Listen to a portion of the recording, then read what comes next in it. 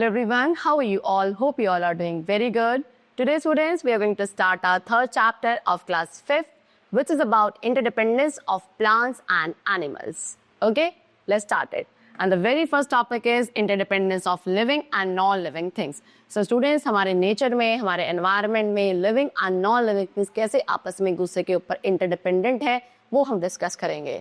See, the biotic and abiotic components of the environment depend upon each other for survival. See students, biotic होता है living and abiotic होता है non-living. So ये जो components हैं हमारे environment के, ये अपने survival के लिए एक दूसरे के ऊपर dependent होते हैं. And उसके साथ साथ further living things need many non-living things. Living things को भी काफ़ी सारी non-living things की requirement होती है अपने existence के लिए, such as air, water, soil, sunlight, warmth. ये सभी क्या हैं? Non-living things है. So number one, air. Air कैसे? See plants. Plants हैं students living things. Okay, and इन्हें क्या चाहिए? Air चाहिए, यानी कि नॉन लिविंग थिंग की रिक्वायरमेंट होती है अपने एग्जिस्टेंस के लिए. Like plants use carbon dioxide and give out oxygen. Plants क्या करता है? कार्बन डाइऑक्साइड को यूज करते हैं एंड ऑक्सीजन प्रोवाइड करते हैं. Seed of many plants are dispersed by air. बहुत सारे प्लांट्स की जो सीड्स हैं वो एयर के थ्रू ही डिस्पर्स होती हैं. Then water. वाटर की बात करें तो microbes need water to live and reproduce. Microbes को सर्वाइव करने के लिए, रिप्रोड्यूस करने के लिए वाटर चाहिए. Plants need water for growth and survival. Growth and survival के लिए प्लांट्स को भी पानी चाहिए. Seeds of many plants are dispersed by water. बहुत सारे प्लांट्स की सीड्स हैं जो कि क्या वाटर के थ्रू डिस्पर्स होती है. So what we are saying is that कि सभी लिविंग कंपोनेंट्स किसके ऊपर? नॉन लिविंग कंपोनेंट्स के ऊपर डिपेंडेंट है अपने सर्वाइवल के लिए. Next is soil. All living things need soil for meeting there needs. सभी लिविंग थिंग्स को सॉइल चाहिए अपनी रिक्वायरमेंट्स को फुलफिल करने के लिए. जैसे कि मेनी स्मॉल एनिमल्स, काफ़ी सारे छोटे छोटे एनिमल्स हैं लाइक वर्म्स, मोल्स, स्नेक. ये कहाँ रहते हैं? सॉइल के अंदर रहते हैं. कुछ स्नेक स्पीशीज हैं जो कि आपकी कहाँ सॉइल के अंदर रहती है ना. Roots of plants absorb water and minerals from the soil for growth. Plants की जो रूट्स हैं, जड़ हैं, वो भी वाटर एंड मिनरल्स को क्या सॉइल में से एब्जॉर्ब करती हैं for growth. Soil holds plants and trees eight there places and keep them erect. Soil की एक और इम्पॉर्टेंस है कि प्लांट्स को, ट्रीज को क्या होल्ड करके रखती है अपनी जगह पर एंड उनको सीधा खड़े रहने में भी हेल्पफुल करती है ना. Next is sunlight. All plants and animals need the heat of sunlight to live and grow. जितने भी प्लांट्स हैं, एनिमल्स हैं, इन सभी को क्या सनलाइट की हीट चाहिए होती है to survive and to grow. All living organism, जितने भी लिविंग ऑर्गेनिज्म है, चाहे प्लांट्स हो, एनिमल्स हो, ये सभी सनलाइट के ऊपर ही डिपेंडेंट है फॉर फूड. सो इस तरीके से क्या है, ये इंटरडिपेंडेंसी है हर एक लिविंग फैक्टर की किसके ऊपर? नॉन लिविंग फैक्टर पे.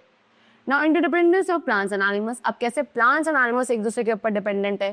Animals depend on plants for food. Animals plants के ऊपर सबसे पहले अपने फूड के लिए डिपेंडेंट है. एज वी नो कि green plants are also called producers. Green plants को प्रोड्यूसर्स भी कहा जाता है because they prepare their own food by the process of photosynthesis. Because green plants ऐसे अकेले living organism है जो अपना खाना खुद prepare कर सकते हैं photosynthesis process के through. And herbivores. फिर herbivores क्या हैं?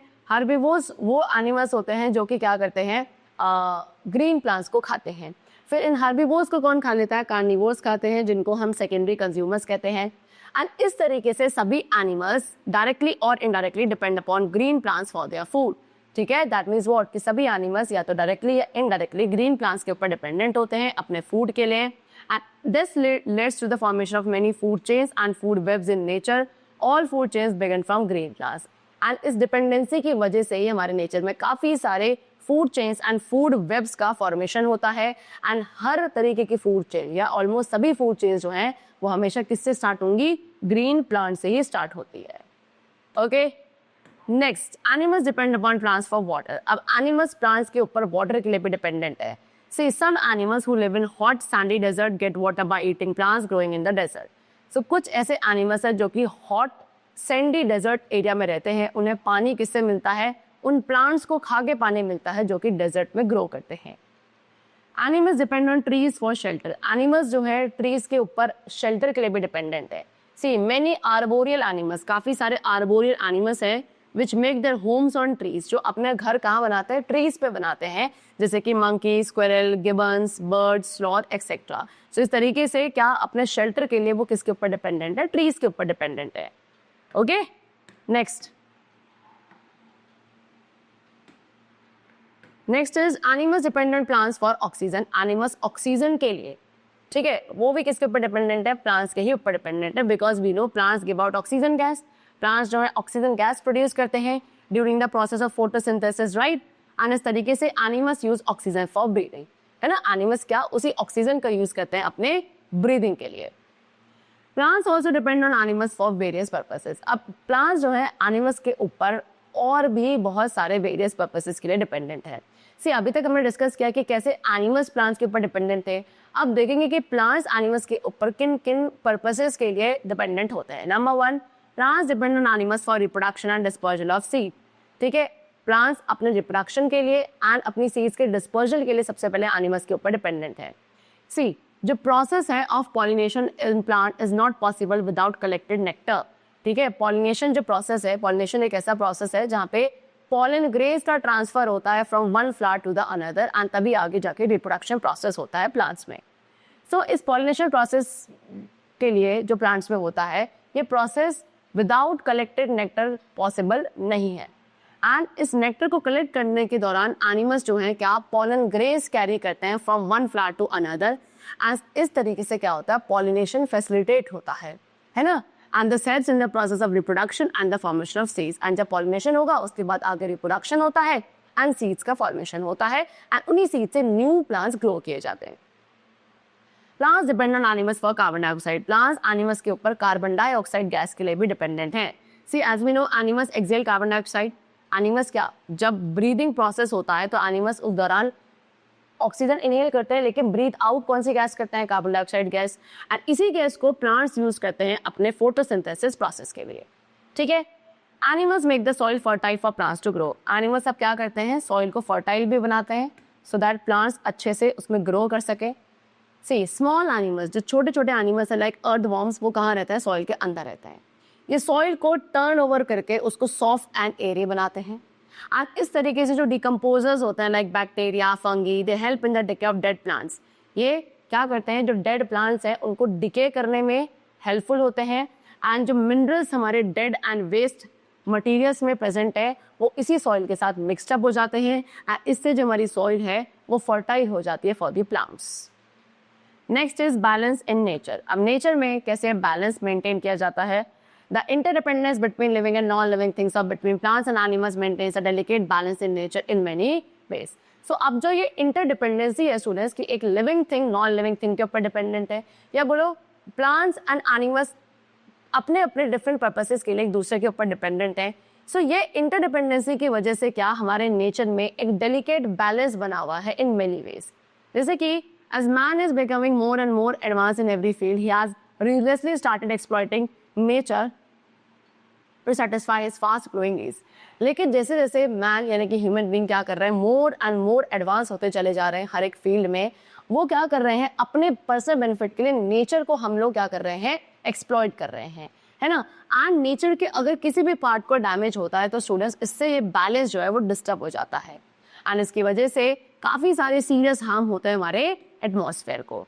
So there are some human activities which have exploited nature। So कुछ human activities यहाँ पे given है जिसकी वजह से हमारा nature exploit हो रहा है, जैसे कि deforestation, pollution of air, water, soil, industrialization, hunting and poaching of wild animals।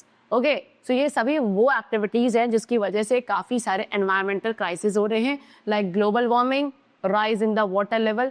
Oceans में जो वाटर लेवल है वो दिन बर दिन राइज होता जा रहा है। बहुत सारी ऐसे एनिमल्स एंड बर्ड स्पीशीज है जो एक्सटिंक्ट हो चुकी है, यानी कि वो अब एग्जिस्ट ही नहीं करती हैं, like dodo. Okay, and many animals have become endangered. बहुत सारे ऐसे एनिमल्स है जो कि एंडेंजर्ड है, यानी कि खतरे में है, यानी कि वो एक्सटिंक्ट होने के वर्ज पे हैं। कभी भी क्या उनकी भी स्पीशीज जो है बिल्कुल वैनिश हो सकती है from the earth. Examples include polar bear. So ये कुछ एनिमल्स है जो कि एंडेंजर्ड है like polar bear, panda, Bengal tiger etcetera. Many food chains are also getting disturb. बहुत सारी ऐसी फूड चेन्स भी हैं जो कि हमारी इन ह्यूमन एक्टिविटीज़ की वजह से डिस्टर्ब हो रही हैं। इसीलिए we must take steps to control such situations which are harmful for the balance in nature. So हमें कुछ स्टेप्स लेने इसलिए ज़रूरी है कि हम इन सिचुएशंस को कंट्रोल कर सके, उन सिचुएशंस को कंट्रोल कर सके जो कि हमारे नेचर के बैलेंस के लिए हार्मफुल हो रही हैं। Okay, so we can do the following. क्या क्या स्टेप्स हम अपने तरफ से ले सकते हैं. Number 1, grow more trees. ज़्यादा से ज़्यादा ट्रीज हमें ग्रो करने चाहिए. Take immediate steps to control pollution. Pollution को कंट्रोल करने के लिए कुछ इमीडिएट स्टेप्स लिए जाने चाहिए. Shift pollution causing industries outside the cities. ऐसी इंडस्ट्रीज जो पोल्यूशन कॉज करती हैं उन्हें सिटीज यानी कि शहरों से बाहर शिफ्ट कर देना चाहिए. Use car pooling to save fuel. Fuel save करने के लिए कार पूलिंग का यूज करिए. डू नॉट थ्रो गार्बेज और केमिकल वेस्ट इन रिवर्स. कोई भी गार्बेज या केमिकल वेस्ट रिवर्स में थ्रो नहीं करना चाहिए. It is important for all of us to respect the beauty of nature and its amazing palace. ये हमारे सभी के लिए, जितने भी हम लिविंग थिंग्स है उन सभी के लिए इम्पॉर्टेंट एंड ये हमारी ड्यूटी भी है कि हम अपने नेचर की रिस्पेक्ट करें एंड उसके अमेजिंग बैलेंस को भी क्या करें, आगे कंटिन्यू रखें. ओके, चलो. So the chapter is completed and I hope you all must have understood the chapter very carefully. We'll meet you very soon in the next class and then take care and thanks to everyone.